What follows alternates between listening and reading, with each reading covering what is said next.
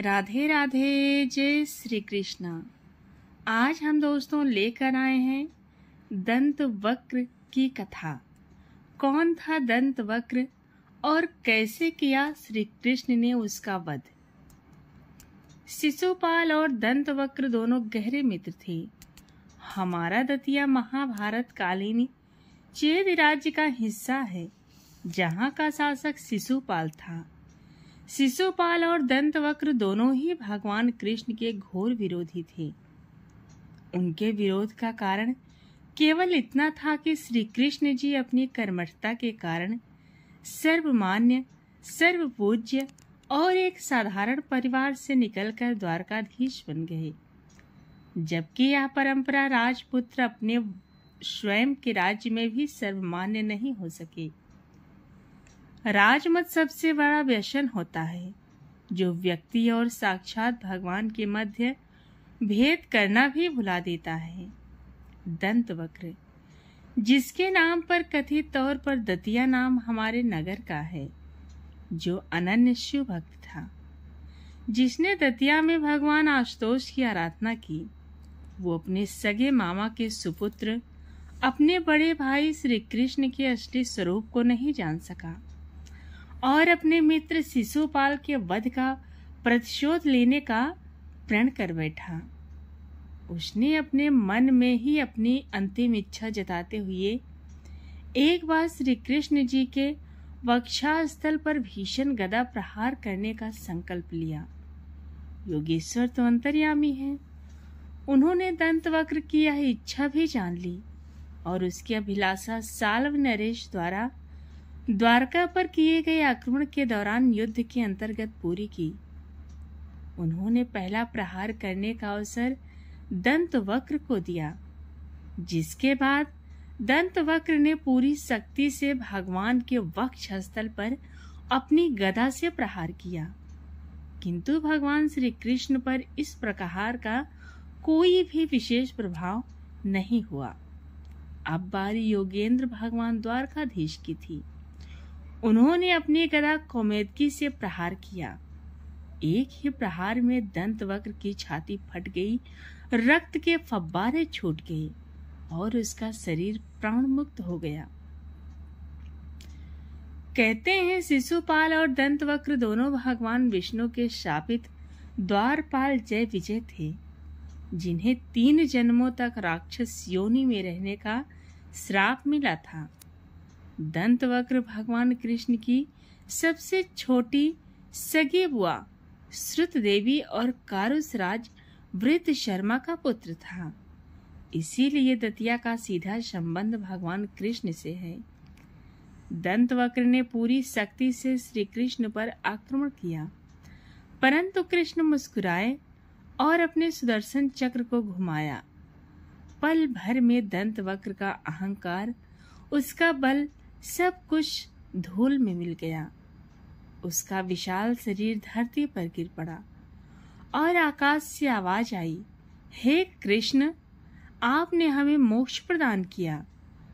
उस क्षण संपूर्ण द्वारका गूंज उठी, जय श्री कृष्णा। और यहीं समाप्त हुई उस दैत्य की कथा, जो द्वेष से चला था पर मोक्ष पाकर अमर हो गया। दूसरी कथा है भगवान कृष्ण और उनके परम शिष्य अर्जुन के युद्ध की कथा। एक बार महर्षि गालव जब प्रातः सूर्यार्घ्य प्रदान कर रहे थे, उनकी अंजलि में आकाश मार्ग में जाते हुए चित्रसेन गंधर्व की थूकी हुई पीक गिर गई। मुनि को इससे बड़ा क्रोध आया।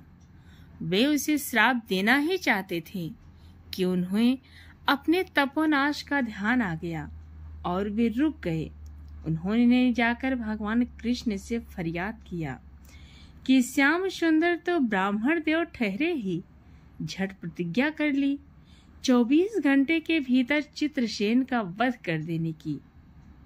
ऋषि को पूर्ण संतुष्ट करने के लिए उन्होंने माता देवकी तथा महर्षि के चरणों की शपथ ले ली। गालव जी अभी लौटे ही थे कि देवर्षि नारद वीणा झंकारते हुए पहुंचे। भगवान ने उनका स्वागत किया, आतिथ्य किया शांत होने पर नारद जी ने कहा, प्रभु आप तो परमानंद कंद कहे जाते हैं। आपके दर्शन से लोग विषाद मुक्त हो जाते हैं, पर पता नहीं क्यों आज आपके मुख कमल पर विषाद की रेखा दिख रही है। इस पर श्याम सुंदर ने गालव जी के सारे प्रसंग को सुनाकर अपनी प्रतिज्ञा सुनाई। अब नारद जी को कैसा चैन, आनंद आ गया। झटपट चले और पहुंचे चित्रसेन के पास। चित्रसेन भी उनके चरणों में गिरकर अपनी कुंडली आदि लाकर ग्रह दशा पूछने लगे। नारद जी ने कहा, अरे तुम अब ये सब क्या पूछ रहे हो? तुम्हारा अंतकाल निकट आ पहुंचा है। अपना कल्याण चाहते हो तो बस कुछ दान पुण्य कर लो। 24 घंटों में श्री कृष्ण ने तुम्हें मार डालने की प्रतिज्ञा कर ली है। अब तो बेचारा गंधर्व घबराया, वो इधर उधर दौड़ने लगा। वो ब्रह्मधाम, शिवपुरी, इंद्र, यम, वरुण सभी के लोकों में दौड़ता फिरा, पर किसी ने उसे अपने यहाँ ठहरने तक नहीं दिया। श्री कृष्ण से शत्रुता कौन धार ले। अब बेचारा गंधर्वराज अपनी रोती पीटती स्त्री के साथ नारद जी की ही शरण में आया। नारद जी दयालु तो ठहरे ही, बोले, अच्छा यमुना तट पर चलो। वहां जाकर एक स्थान को दिखाकर कहा, आज आधी रात को यहाँ एक स्त्री आएगी। उस समय तुम ऊंचे स्वर में विलाप करते रहना, वो स्त्री तुम्हें बचा लेगी। पर ध्यान रखना, जब तक वो तुम्हारे कष्ट दूर कर देने की प्रतिज्ञा न कर ले, तब तक तुम अपने कष्ट का कारण भूल कर भी मत बताना। नारद जी भी विचित्र ठहरे और एक ओर तो चित्रसेन को ये समझाया, दूसरी ओर पहुंच गए अर्जुन के महल में सुभद्रा के पास। उससे बोले, सुभद्रे, आज का पर्व बड़ा ही महत्वपूर्ण है। आज आधी रात को यमुना स्नान करने तथा दीन की रक्षा करने से अक्षय पुण्य की प्राप्ति होगी। आधी रात को सुभद्रा अपनी 1-2 सहेलियों के साथ यमुना स्नान को पहुंची। वहां उन्हें रोने की आवाज सुनाई पड़ी। नारद जी ने दीनोद्धार का महात्म बतला ही रखा था। सुभद्रा ने सोचा, चलो अक्षय पुण्य लूट ही ले। वे तुरंत उधर चली गईं। तो चित्रसेन उन्हें वहां पे रोता मिला। उन्होंने लाख पूछा, पर वो बिना प्रतिज्ञा के बतलाए ही नहीं। अंत में इनके प्रतिज्ञाबद्ध होने पर उसने स्थिति स्पष्ट की। अब तो ये सुनकर सुभद्रा बड़े धर्म संकट और असमंजस में पड़ गई।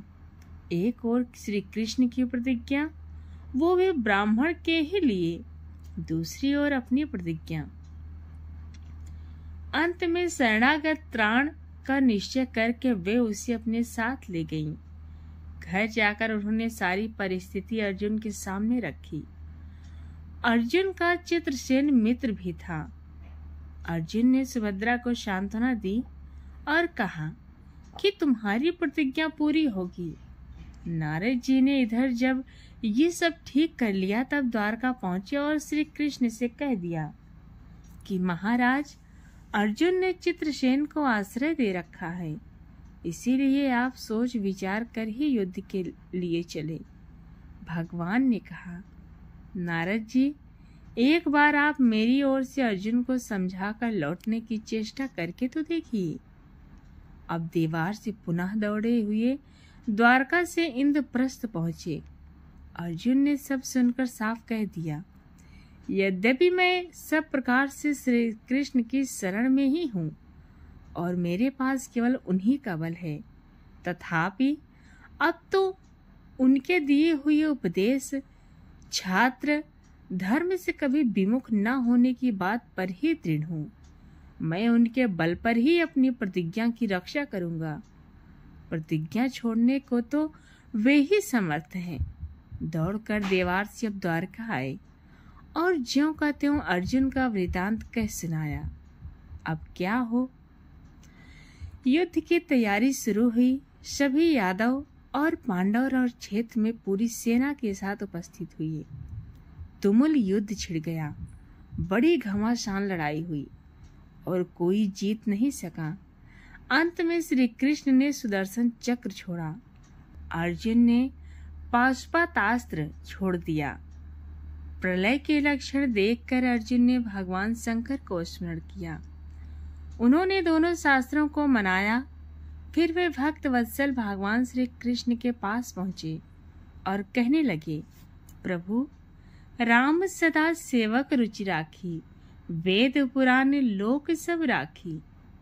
भक्तों की बात के आगे अपनी प्रतिज्ञा को भूल जाना तो आपका सहज स्वभाव है। इसकी तो असंख्य आवृत्तियां हुई होंगी। अब तो इस लीला को यहीं समाप्त कीजिए। बाण समाप्त हो गए। प्रभु युद्ध से विरत हो गए। अर्जुन को गले लगाकर उन्होंने युद्ध श्रम से मुक्त किया। चित्रसेन को अभय किया। सब लोग धन धन्य कह उठे, पर गालों को ये बात अच्छी नहीं लगी। उन्होंने कहा, ये तो अच्छा मजाक रहा। स्वच्छ हृदय के ऋषि बोल उठे, लो, मैं अपनी शक्ति प्रकट करता हूँ। मैं कृष्ण, अर्जुन, सुभद्रा समेत चित्रसेन को जला डालता हूँ। पर बेचारी साधु ने ज्यों ही जल हाथ में लिया, सुभद्रा बोल उठी, मैं यदि कृष्ण के भक्त हूँ और अर्जुन के प्रति मेरा प्रतिवर्त पूर्ण हो तो ये जल ऋषि के हाथ से पृथ्वी पर ना गिरे। ऐसा ही हुआ। गालों बड़े लज्जित हुए। उन्होंने प्रभु को नमस्कार किया और वे अपने स्थान पर लौट गए। तदंतर सभी अपने अपने स्थान को पधारे।